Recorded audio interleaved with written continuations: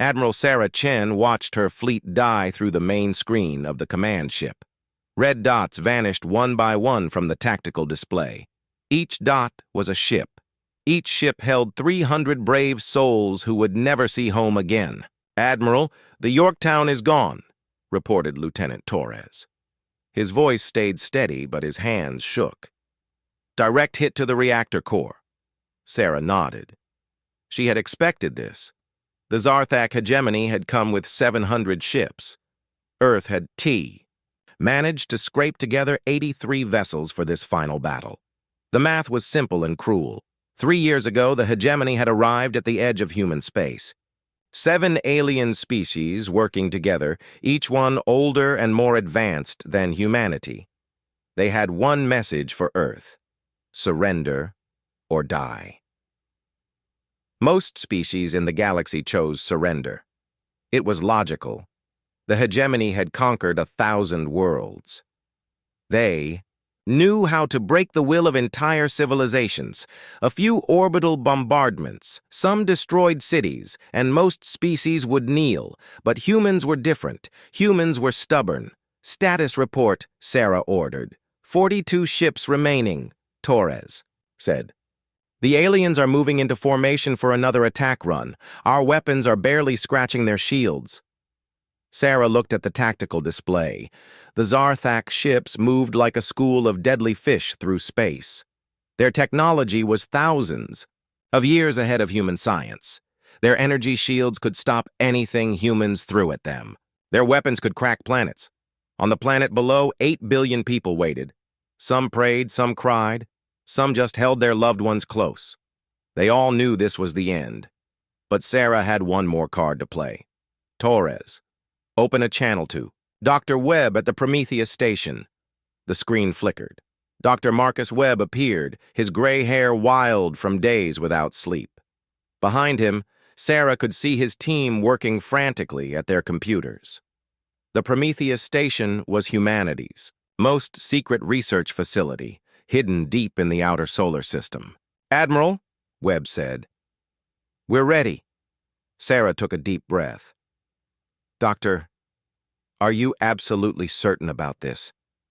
We don't know what will happen." Webb's eyes were bloodshot but determined. "Admiral, we've run the calculations 1,000 times. The quantum field equations all point to the same conclusion. Consciousness can interact with the fundamental structure of reality. We just need enough minds working together." "And the volunteers?" 10,000 across the entire solar system. They know the risks. They know they might not come back the same. But they're willing to try." Sarah looked back at the tactical display. Another red dot vanished. The Centaur was gone now. Good people, all of them. In space, Supreme Commander Veltar of the Zarthak watched the human fleet with growing impatience. His species had evolved on a world of eternal twilight. They were patient by nature, methodical in everything they did. But these humans tested even their patience. Most species broke when they saw the hegemony fleet. The sight of 700 advanced warships was enough to make any logical civilization surrender. Not humans. These strange primates had looked at impossible odds and decided to fight anyway. Veltar found it disturbing. In his long life, he had overseen the conquest of 50 star systems. He knew the patterns. First came defiance. Then came the realization of hopelessness. Then came surrender. It was as predictable as gravity. But humans skipped the middle step. They seemed incapable of accepting hopelessness. "Commander," his aide reported, "the human fleet is down to 40 ships. They continue to fight." Veltar's 4 eyes blinked in sequence, a sign of deep thought among his people. "Have they attempted to contact us? To negotiate terms?" "No, Commander. They continue to broadcast the same message on all frequencies, which is, Earth will not surrender. Humanity will not kneel. We choose to stand." Veltar felt something. He rarely experienced unease. This was not how conquests were supposed to go. Where was their survival instinct? Where was their logic? His aide continued the report. Our sensors are picking up unusual energy readings from the outer system. Something is happening near their asteroid mining stations. Veltar studied the data. Strange energy patterns, unlike anything in the hegemony databases. Analysis? Unknown, Commander. The readings don't match any known technology. On the Prometheus station, Dr. Webb made final preparations. Around him, his team worked with quiet intensity. They had spent 5 years on this project. 5 years, trying to prove that consciousness was more than just brain activity, that minds could reach beyond the physical world and touch something greater. Most scientists had called them crazy. The government had almost shut them down 12 times. But the war had changed everything. When facing extinction, even crazy ideas looked reasonable. Doctor, called Dr. Lisa Park from her station. The volunteer network is online. 10,000. Minds ready to link? Webb nodded. Across human space, 10,000 volunteers sat in special chambers. Ordinary people, mostly. Teachers, farmers, mechanics, students. All linked together by quantum communication arrays. All ready to join their consciousness into something bigger than themselves. What exactly are we reaching for? Asked Dr. Park. Webb paused at his console. Something that exists between the spaces of reality. The old texts call it different names. The quantum field. The source code of the universe. Some might call it God. And you think it will answer? I think, Webb said slowly, that humans are the first species crazy enough to ask. Back on Admiral Chen's command ship, another red dot vanished from the display. The brave crew of the Defiance had joined, their fallen comrades. 38 ships remained. Admiral, Torres said, Dr. Webb reports they're beginning the procedure. Sarah nodded. On screens throughout human space, 10,000 volunteers closed their eyes and reached out with their minds. They thought of their children, their hopes, their desperate need to survive as a free species. The quantum fields around the Prometheus station began to fluctuate. Energy readings spiked beyond all known parameters. Reality itself seemed to hold its breath. In the command center of his flagship, Supreme Commander Veltar watched his displays with growing alarm. The energy readings from the outer system were off all charts. His science officers had no explanation. Commander, his aide said urgently, something is happening. On every screen, every sensor, every instrument across the Zarthak fleet, the same impossible reading appeared. For exactly 4.7 seconds, the laws of physics wavered. Space-time rippled like water. The quantum foam that underlies all reality pulsed with a rhythm that sounded almost like a heartbeat. And in that moment, 10,000 human voices spoke as one across the void. Not words, but pure intention. Pure will. They asked for the right to exist, the right to dream, the right to reach for the stars without kneeling to anyone. The universe heard them, and for the first time in cosmic history, the universe answered back. Admiral Sarah Chen felt it first as a warmth in her chest, then as a certainty in her mind. Something vast and ancient and patient had been waiting in the spaces between spaces, waiting for someone brave enough or foolish enough to knock on heaven's door. Humanity had knocked, and the infinite had opened the door and smiled. Dr. Marcus Webb felt his mind expand beyond the boundaries of his skull. Around him in the Prometheus station, 9 other scientists sat in the quantum-linked chairs, their faces peaceful despite the storm of energy crackling around them. 10,000 volunteers across human space had joined their consciousness together. Webb could feel each one of them. Sarah Martinez, a teacher from Mars Colony, thinking of her students. James O'Brien, a mechanic from Europa Station, remembering his daughter's laugh. Maria Santos from Earth, a grandmother who had lived through 2 wars and refused to see humanity kneel for a third. All of them linked. All of them reaching out together into the dark spaces between atoms, between thoughts, between heartbeats. Status. Report, Webb managed to say, though speaking felt strange when his mind existed in 10,000 places at once. Dr. Lisa Park's voice seemed to come from very far away. Quantum field coherence at 98%. Neural link stability holding. We're actually doing it, Marcus. We're touching something out there. The something was vast. Webb felt it like an ocean of pure possibility surrounding their small cluster of human consciousness. It had been waiting, patient as stone, for eons beyond counting. Waiting for someone to reach out and ask the right question. What humanity asked was simple. Please, let us live as we are. The response came not in words, but in understanding that flooded through the linked minds. The infinite, for that was the only word that came close to describing it, was curious about these strange creatures who refused to accept limits. Every other species it had encountered eventually learned their place in the cosmic order. They found their level and stayed there, content with what they had. But humans were different. Humans looked at impossible things and said, "Not yet," instead of "never." They saw walls and immediately started looking for doors. They faced the end of everything they loved and decided to try talking to God directly. The infinite was impressed. On the bridge of Admiral Chen's flagship, instruments began behaving in ways that violated everything humans knew about physics. Tactical displays showed energy readings that simply couldn't exist.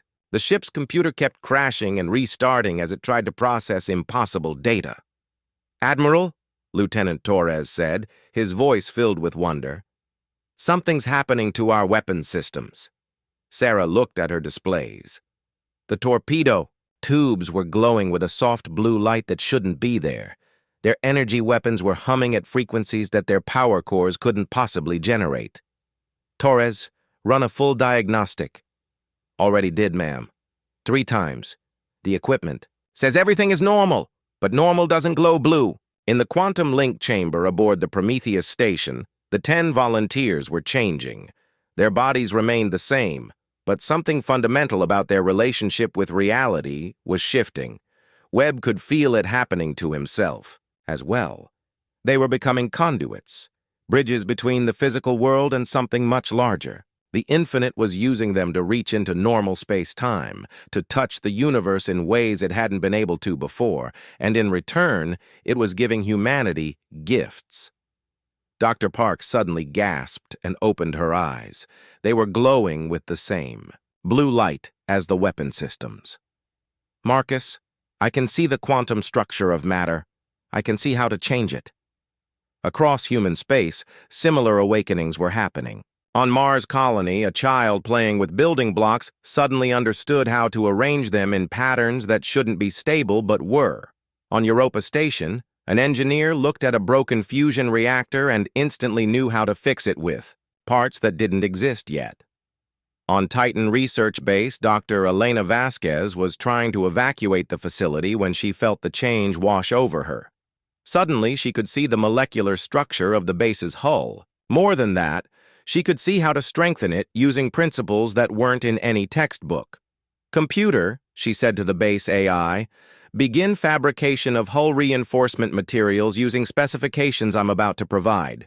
"Dr. Vasquez, the specifications you're providing are theoretical at best. Some of these materials cannot exist under normal physics." Elena smiled as the infinite whispered secrets in her mind. "Computer, today we're going to find out what happens when physics gets a little help from its friends." Back at the main battle, Supreme Commander Veltar watched his tactical display with growing alarm. The human fleet had stopped retreating. In fact, they had stopped moving at all. They hung in space like they were waiting for something. "Analysis," Veltar ordered. His science officer, a being from the crystalline Thek species, sang its report in harmonic frequencies. "Energy patterns from the human vessels are unlike anything in our databases. Their weapon signatures have changed. Their shield harmonics are impossible." Impossible how?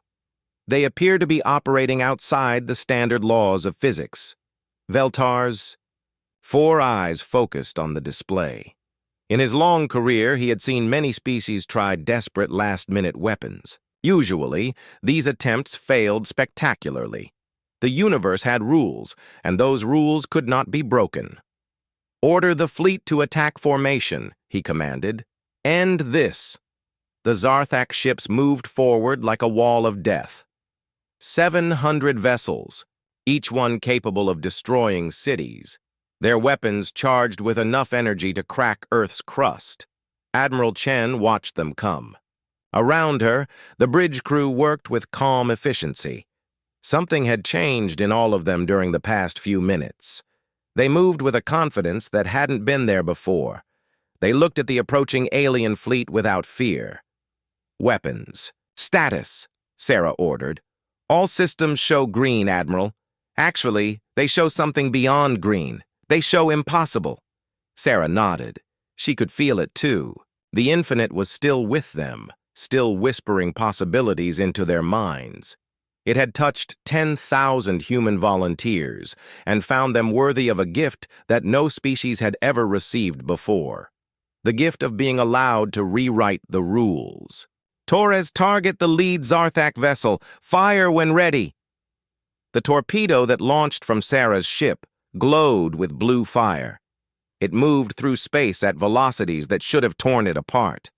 When it struck the Zarthak flagship's shields, it didn't explode in the normal sense. Instead, it convinced the shield generators that they wanted to be something else. The shields flickered and became flowers. Beautiful, impossible flowers that bloomed in the vacuum of space for exactly 3 seconds before becoming pure energy that the human ships somehow absorbed. Supreme Commander Veltar stared at his displays in shock. His flagship's shields weren't just down, they had been transformed into something that violated everything he knew about matter and energy. "All ships," he broadcast, "maximum firepower. Destroy the humans now." 700 alien warships fired as one. Enough destructive force to sterilize planets lanced toward the human fleet. But the infinite was still listening, still learning, about these fascinating creatures who refused to give up. And it decided that humanity's prayers deserved a more complete answer. Reality hiccuped. Physics took a brief vacation, and in that moment between heartbeats, the course of galactic history changed forever. The Zarthak weapons reached their targets and found that the human ships had become something more than metal and ceramic. They had become hope given form. They absorbed the alien fire and transformed it into light that sang with human voices. Dr. Webb, still linked to 10,000 minds, felt the infinite's amusement and approval wash through the quantum connection. Humanity had done something unprecedented. They had asked for help and meant it. They had reached out in genuine need and desperate hope, and the universe, it turned out, had been waiting for someone who knew how to ask nicely. The change spread across human space like ripples in a cosmic pond. What had started at the Prometheus station now touched every human settlement, every ship, every person who carried humanity's stubborn refusal to accept defeat. On Mars' colony, 8-year-old Tommy Chen was building with his blocks when the wave of possibility hit him. Suddenly, the blocks weren't just plastic toys. He could see the mathematical relationships between them, the way they wanted to connect in patterns. "That shouldn't work but did. Mom, look!" he called to his mother, who was watching the news feeds from Earth with tears in her eyes. She turned to see her son's blocks floating in the air, arranging themselves into a structure that seemed to exist in more dimensions than space should allow. The blocks glowed softly, and where they touched, reality became more flexible. "Tommy, how are you doing that?" The boy looked at his creation with wonder. "The nice voice told me how. It said humans are allowed to play with the rules now." Similar scenes played out across the solar system. On Europa Station, engineer James O'Brien was trying to repair critical life support systems when knowledge flooded his mind.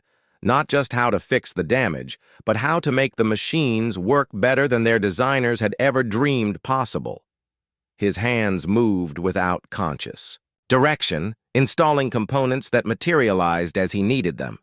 The fusion reactor hummed with new harmonics. The air recyclers began producing atmosphere that was somehow more breathable than the original specifications called for. "This is impossible," muttered his assistant, watching O'Brien work.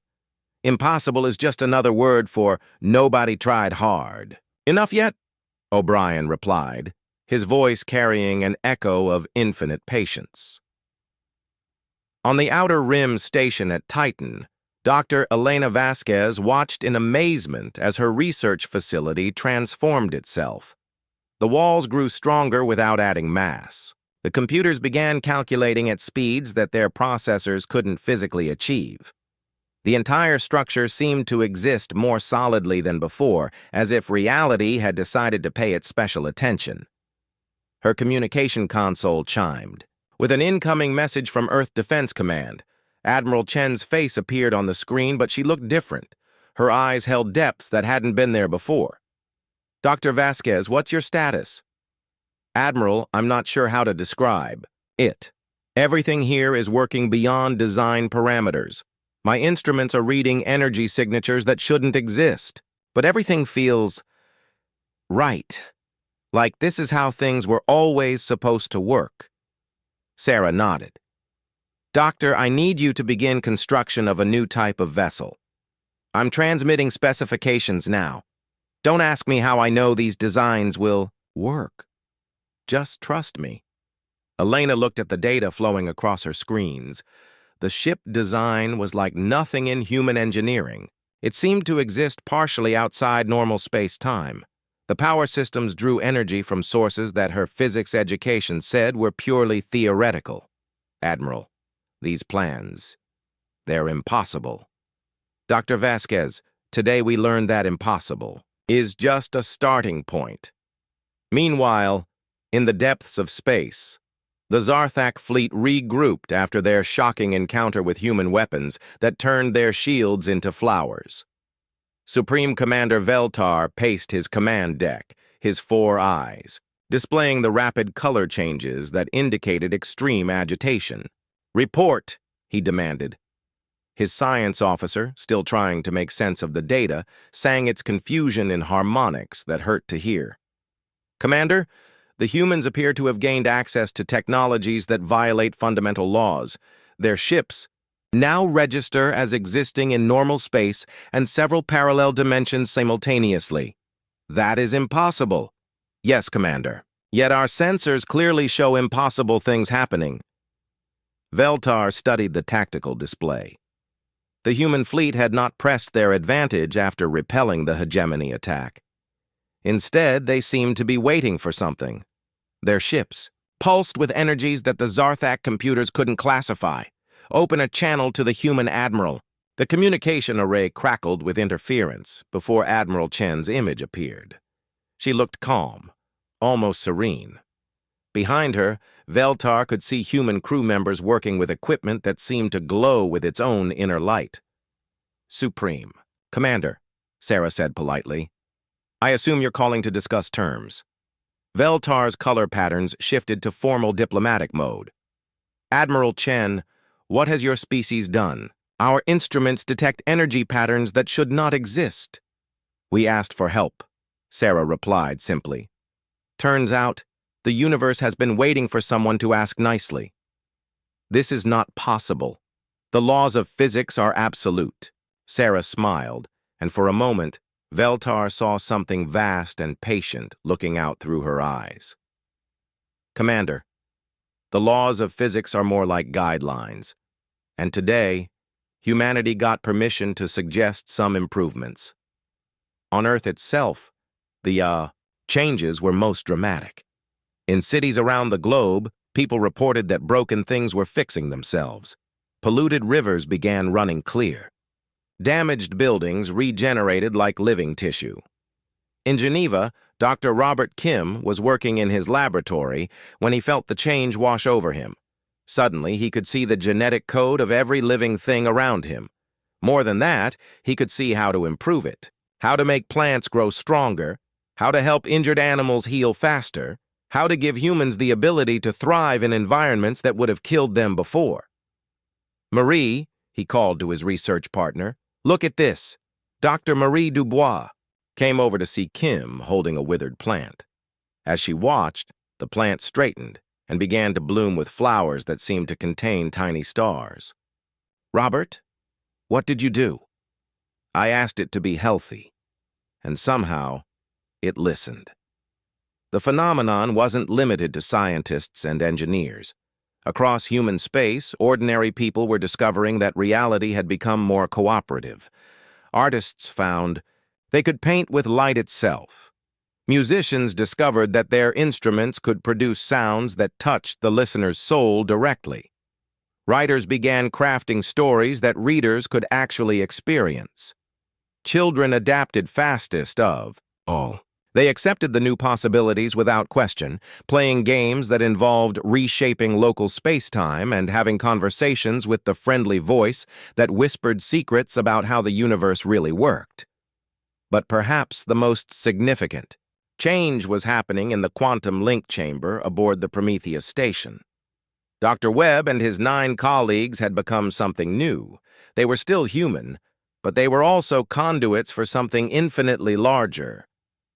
Marcus, Dr. Park said, her voice carrying harmonics that resonated in dimensions beyond normal hearing.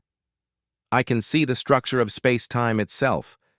I can see how the hegemony has kept other species trapped in limited thinking for millennia. Webb nodded. His consciousness expanded across multiple planes of existence simultaneously. They've convinced everyone that the universe is a cage with fixed walls. But it's not. It's a canvas, and consciousness is the brush. What do we do now? Now, Webb said, his voice carrying the weight of infinite possibility. We teach the galaxy that impossible is just another word for hasn't been tried by humans yet. The 10 linked humans began to work together, their enhanced consciousness reaching out to touch other minds across the galaxy, not to control or conquer, but to share. To show other species that the limitations they had accepted weren't real. They touched the minds of conquered peoples on 1,000 worlds, whispering the same message that the infinite had shared with humanity. You are allowed to dream. You are allowed to hope. You are allowed to ask for better. And slowly, across the galaxy, other species began to remember that they had once reached for the stars with the same desperate hope that humanity carried. Supreme Commander Veltar felt it when the wave of possibility reached his ship. For the first time in his long life, he questioned whether conquest was the only path forward. For the first time, he wondered what his species might have accomplished if they had spent their energy building instead of destroying.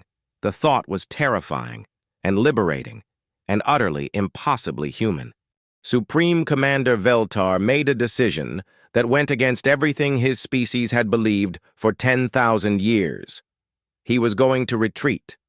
All ships, he broadcast to the hegemony fleet, withdraw to minimum safe distance. Do not engage. The humans unless fired upon. His bridge crew turned their multiple eyes toward him in shock. The Zarthak had never retreated from a battle. Their entire culture was built on the certainty that superior technology always won. But they had just watched human weapons turn their shields into flowers, and Veltar was old enough to know when. The universe had stopped making sense. Commander, his aide ventured, the other hegemony species are demanding an explanation. They say retreat is impossible against a primitive species. Tell them, Veltar said slowly, that we are no longer fighting a primitive species. I'm not sure what we're fighting anymore. The hegemony fleet pulled back, but they didn't leave. The system. 7 species, representing 7 different approaches to galactic domination, held emergency council aboard Veltar's flagship. The meeting chamber filled with the strange sounds and smells of beings who had evolved on worlds that barely resembled each other. The Keth representative, a creature that looked like living crystal, resonated with frequencies of pure aggression. The humans must be destroyed before this infection spreads.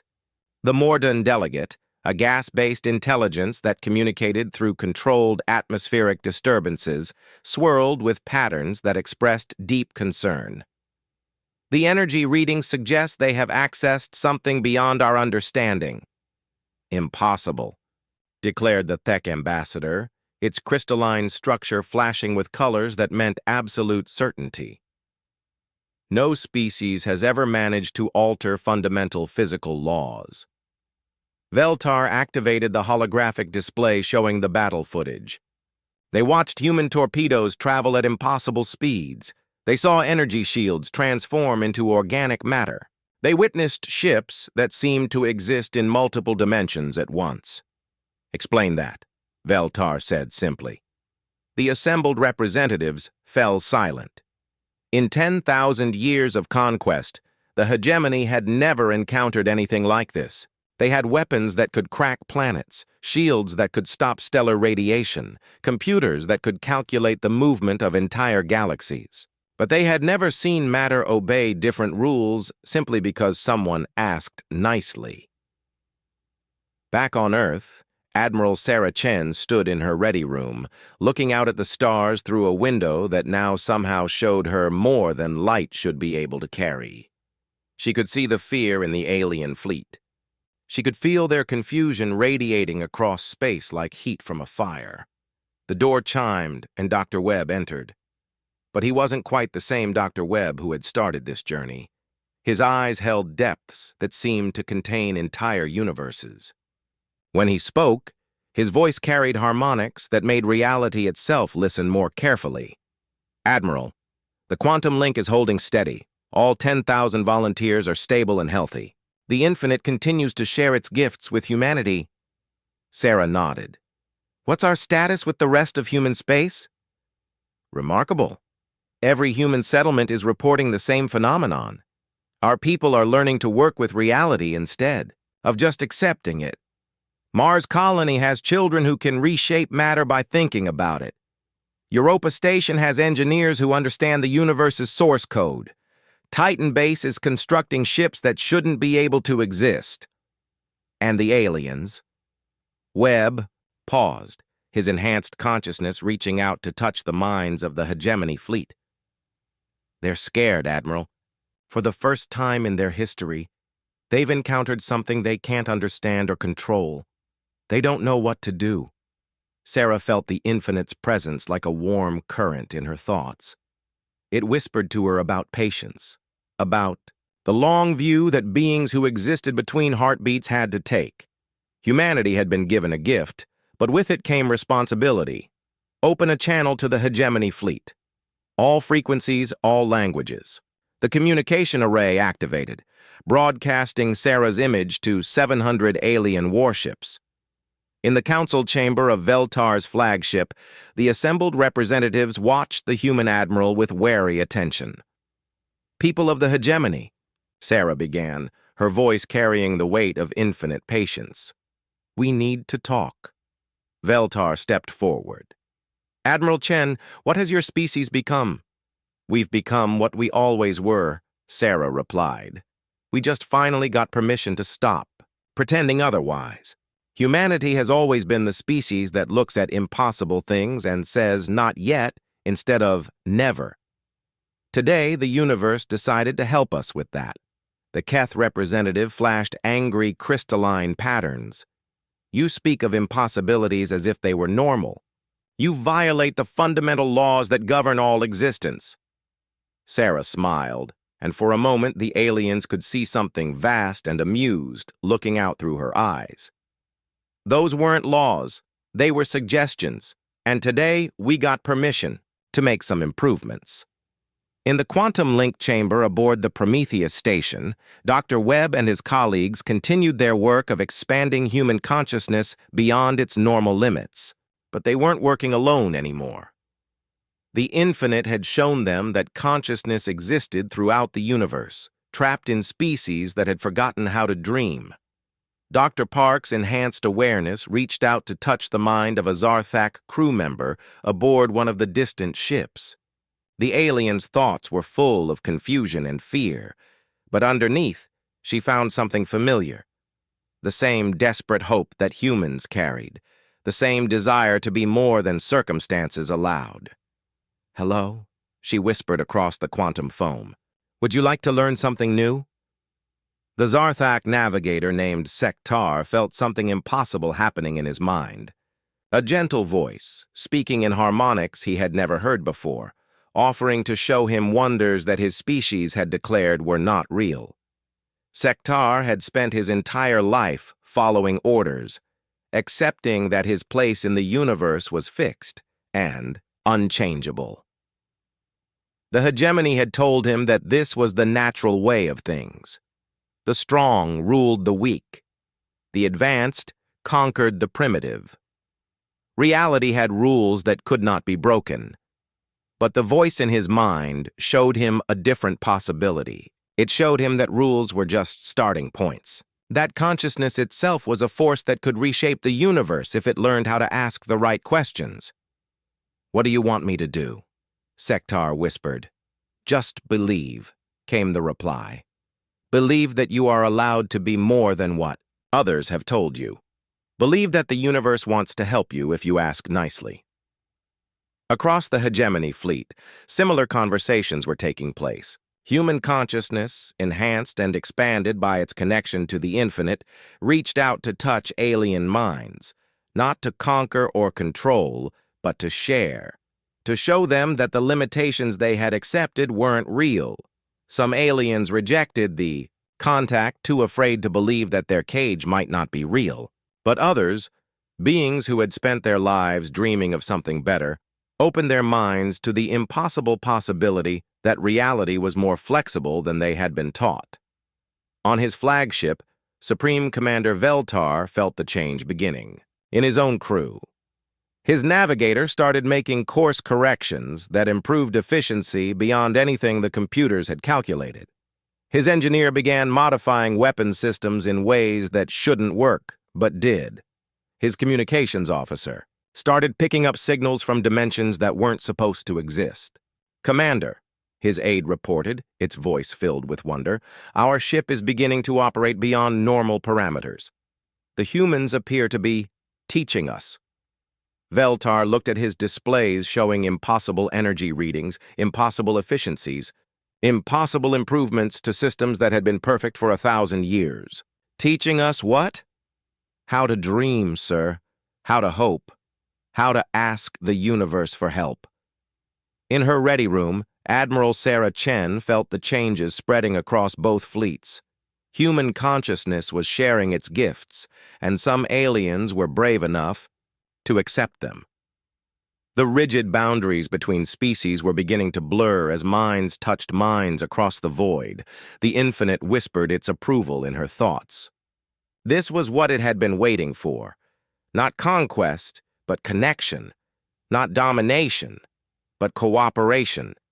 A universe where consciousness worked together to create wonders that no single species could achieve alone. But the transformation was just beginning.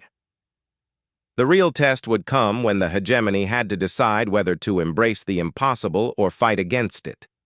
And Admiral Chen had a feeling that the universe was about to become a much more interesting place.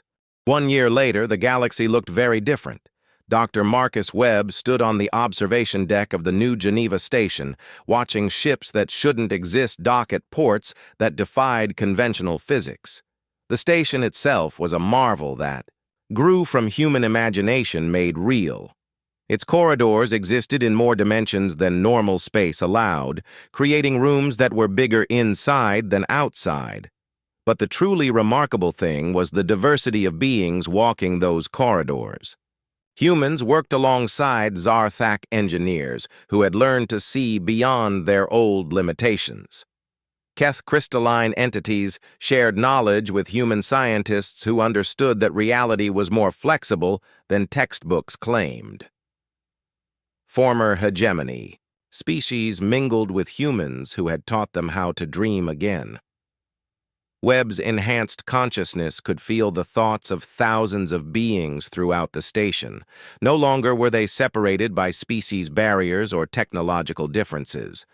They were connected by something deeper, the shared recognition that the universe was full of possibilities waiting to be explored. "Status report on the Harmony Project," Webb said to his assistant, a Morden named Zephyr, whose gaseous form shimmered with patterns of contentment.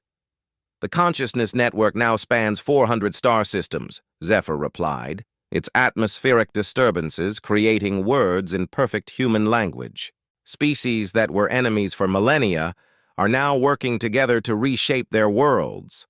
The Thek have learned to sing. The Velkin have discovered art. The Zarthak have started writing poetry. Webb smiled.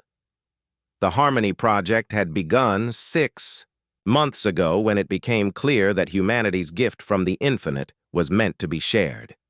Species across the galaxy were rediscovering abilities they had forgotten they possessed. They were learning that consciousness itself was a creative force that could improve reality if properly applied. Any resistance? Some. The old hegemony leadership struggles with the changes.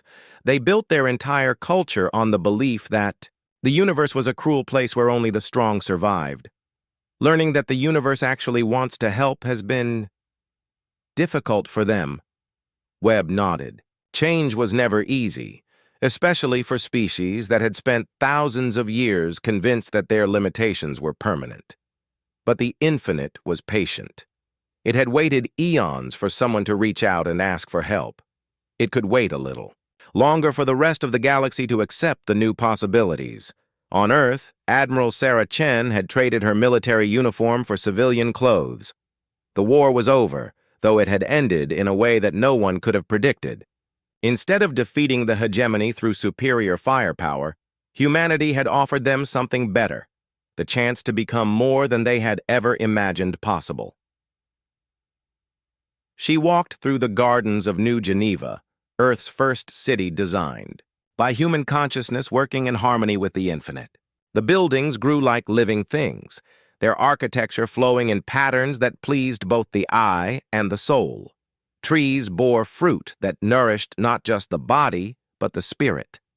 Fountains sang with water that carried memories of rain on distant worlds. Children played in parks where the laws of physics were more like friendly suggestions. They built castles in the air that stayed there because someone had asked reality nicely if it could bend just a little.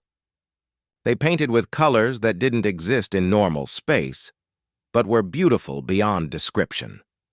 Sarah's enhanced awareness touched the mind of a young girl who was teaching a flower to glow with inner light.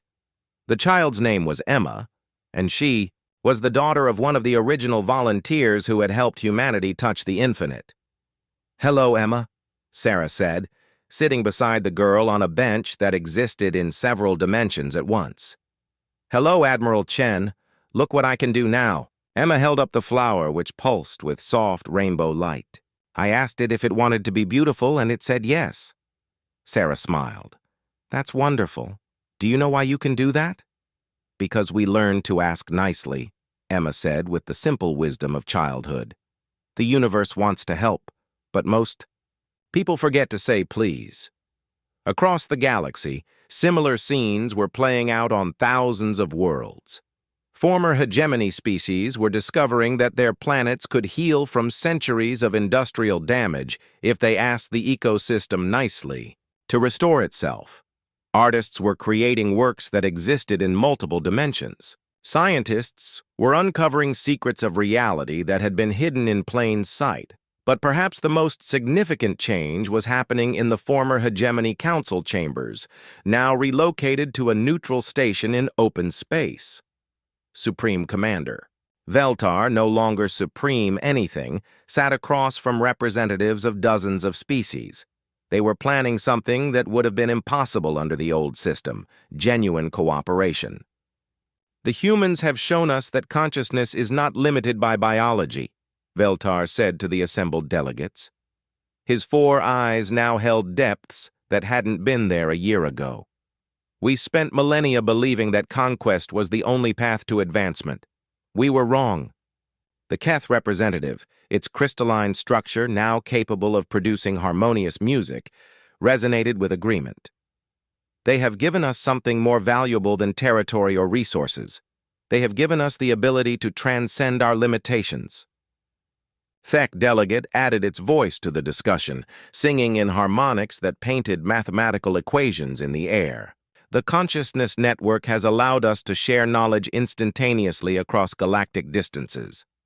We have learned more in the past year than in the previous 1,000. Veltar nodded. Then we are agreed. The old hegemony dies today. In its place, we establish the Galactic Harmony Collective. Not to conquer, but to explore. Not to dominate, but to create. The vote was unanimous. 7 species that had once ruled through fear now chose to lead through inspiration. The transformation was complete. In the quantum link chamber aboard the Prometheus station, Dr. Webb and his original 9 colleagues maintained their connection to the infinite. They had become humanity's ambassadors to the realm beyond normal reality, ensuring that the gift they had received continued to flow to those ready to accept it.